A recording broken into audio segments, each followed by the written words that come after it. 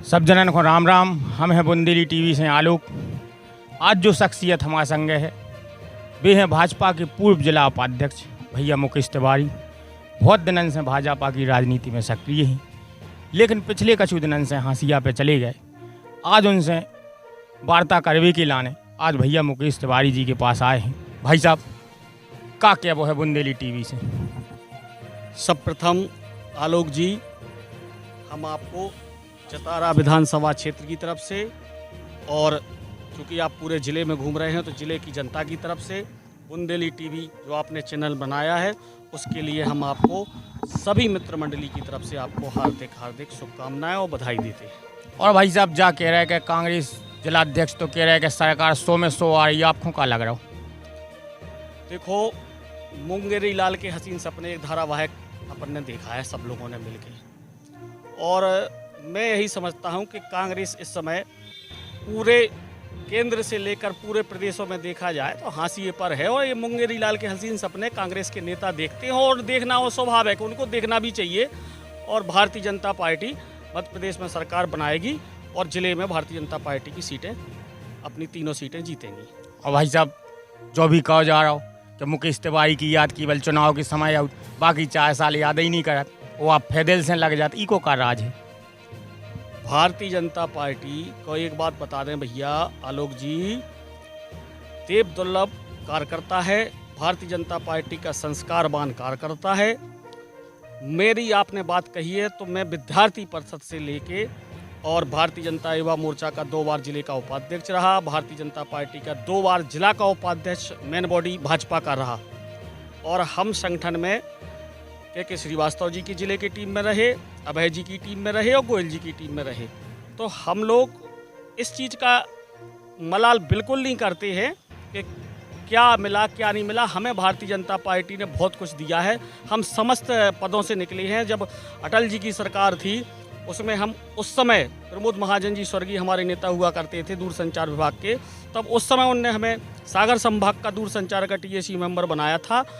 और मैं जिले बॉडी में भी रहा, युवा मोर्चा में भी रहा। और जब भी विधानसभा के चुनाव होते हैं तो हम भारतीय जनता पार्टी की तरफ से, संगठन की तरफ से यहाँ विधानसभा के सह प्रभारी रहते हैं। तो बेई तो कही जा रही ना कि इतने पुराने कार्यकर्ता हूँ 25 साल भाई को हाशिया पे डाले तो 15 साल से ये कोई पद नहीं है। बेई तो पूछ रहे हैं हम। पद की लालुपता नहीं होना चाहिए और पद आता है जाता है, पद स्थायी नहीं रहता है। मेरा मानना ये है कि जब हम सब पदों से निकल चुके हैं, ठीक है, पार्टी कहीं ना कहीं चिंता करती है और हमारे जो अनुज, हमारे जो अग्रज हैं वो अग्रज हमारी चिंता करेंगे और हमारे अनुज जो इस समय पदाधिकारी हैं जो हमसे छोटे हैं वो लोग आए हैं, हम उनका सहयोग कर रहे हैं भारतीय जनता पार्टी में। हमने देखो भाई साहब के स्वर्गीय सुनील नायक जी जब मंत्री हती, विधायक हती, तब आपको जलवा अलग रहती, लेकिन जैसी 2008 लगी तो राजनीति में चमक कहूँ भीगी नहीं भाई। नहीं, वो क्या होता है कि हमने अभी तुमसे पहले बोला ना कि पद आते हैं जाते हैं, स्थायी नहीं रहता है। राजनीति की कोई चमक नहीं है, चूँकि अब वो स्वाभाविक है। देखो ये बात तो आलोक जी आपको बता दें कि पहले सुनील नायक जी थे, यहाँ पर सामान्य सीट थी और सामान्य सीट के साथ साथ भारतीय जनता पार्टी के हमारे जो हमसे बड़े नेता हैं या जो हमसे छोटे नेता रहे हैं, सब लोग हम लोग मिल के काम करते थे। अब इतना हम स्वीकार करते हैं कि कहीं ना कहीं थोड़ी ये मान के चलो जो भी जैसा हुआ हो, लेकिन भारतीय जनता पार्टी के लिए कार्यकर्ता पूरा तैयार है। और हम लोग इस चीज़ को कभी ध्यान में नहीं रखते हैं कि पार्टी किसको प्रत्याशी बनाती है, किसको हमारे यहाँ भेजती है। हम लोग तो भारतीय जनता पार्टी के वो सिपाही हैं कि संगठन के लोग जिस पत्थर को सिंदूर लगा देते हैं हम लोग उसे देवता मान करके, वो कमल हमारा चिन्ह रहता है और कमल के फूल के लिए हम लोग तन मन धन से लग जाते हैं। आप तो सिंदूर लगा दी, लेकिन अब भाजपा को टिकट दो पार्षद को, वही में आपको सिंदूर नहीं लगन दो, वही में निपटा दो कचू जैन ने, तो ऐसी भी अब्बा चल रही, तो बाबी साफ करो। ऐसा है आलोक जी, नगर की मैं राजनीति करता हूँ, मैं बहुत छोटे घर से निकला हूँ। हमारे जो यहाँ के मठाधीश लोग हैं, हमारे तो कोई पृष्ठभूमि राजनीति की नहीं रही, ये आपको भी पता है। आपके चैनल के माध्यम से अब मैं एक बार आपने ये बात पूछी है तो मैं बताना चाहता हूँ, मेरा राजनीति यहाँ 2 प्रकार के लोग करते हैं राजनीति। एक समाज सेवा की करते हैं और एक व्यापारीकरण की करते हैं। तो मेरा बारे में आपको भी पता है और जतारा नगर वासियों से को भी पता है कि मैं समाज सेवा की राजनीति करता हूँ, चूँकि नगर की राजनीति करता हूँ। मैं वार्ड में गया और पहले से कोई तैयारी किसी की भी नहीं थी, क्योंकि 15-20 साल से ऐसे चुनाव हो नहीं रहे थे, डायरेक्ट जनता के चुनाव जो कही जाए ना कि विधायक हाथ भाई संग है। हाँ, हमारे भारतीय जनता पार्टी के कार्यकर्ताओं ने मेरा साथ दिया है, लेकिन ठीक है, मैंने संगठन पे उसकी बात रखी है। और जो हमारे पदाधिकारी हैं, जो हमारे वरिष्ठ लोग हैं, उन्हें कहीं ना कहीं बस चेयरमैन की लड़ाई खा जा रही थी। और हम 18 वोटों से हम हारे हैं, लेकिन हमें जनता ने, वहाँ के वार्ड वासियों ने, वहाँ के हर समाज ने बहुत अच्छा वोट दिया। और एक ये मान के चलो कि रूमाल में, मखमल के रूमाल में लपेट करके उनको ये संदेश वहाँ के कार्यकर्ताओं ने, वहाँ के मतदाता ने दिया उस वार्ड के, कि देखो कितना अच्छा वोट हमें मिला है। लेकिन उन लोगों ने हमारा भितरघात किया है, वह संगठन के लोग उसकी चिंता करें। भाई साहब, एक और मानो जात कि आप मैनेजमेंट की बहुत बड़ी गुरु हो। ऐसा है कि आप जी के संग रहते वो चुनाव भी जीता, चाहे के भाई साहब हों, चाहे हरिशंकर भाई साहब हों, चाहे सुनील भाई साहब हों, आप संग रत तो भी चुनाव जीतत। अब की बात ऐसा भी आ रहा है, कांग्रेस से भी ऑफर है कि ताएँ आ जाओ, अब तो बहुत काम कर लो, इतने है तुम्हारी कदर। इनमें का क्या वो ऐसा है आलोक जी, मैं पहले भी आपके अभी मैं इसी वार्तालाप में बता चुका हूँ कि हम लोग भारतीय जनता पार्टी के विद्यार्थी परिषद से, राष्ट्रीय स्वयंसेवक संघ से, युवा मोर्चा से और भाजपा से हम लोग पैराशूट, हमारी लैंडिंग नहीं हुई है। कुछ अवसरवादी लोग आते हैं जो यहाँ के वहाँ दल बदलते हैं।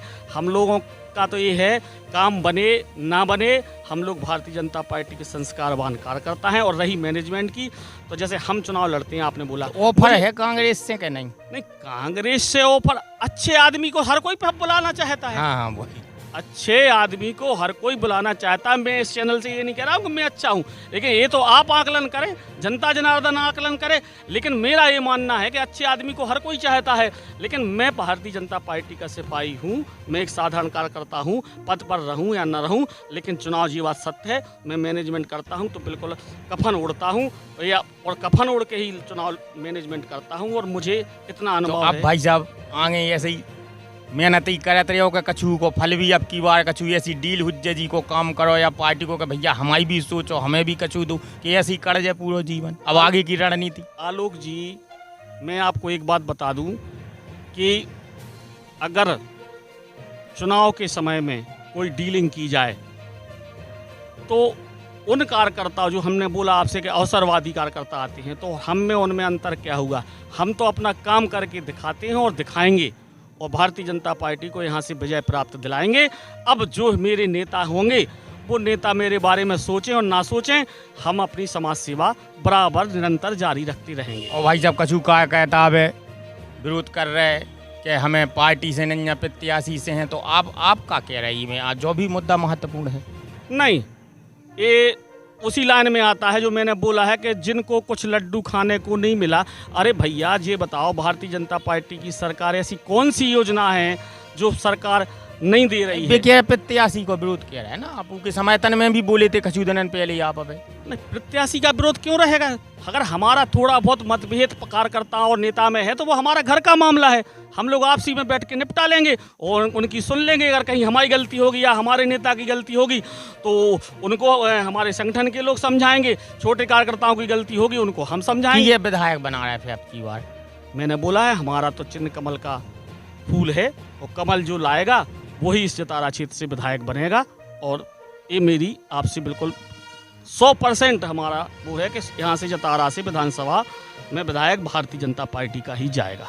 तो भैया जी हैं अपने संग मुकेश तिवारी जी, वे तो हर प्रकार से जा कह रहे हैं कि हम तो भाजपा के संग हैं, हमारे संग कछु भी हुई, लेकिन अब जो जीवन अपन ने भाजपा के लाने दे दो, वो जीवन में अब बदलाव नहीं हो सकत। आप सबको बहुत बहुत धन्यवाद।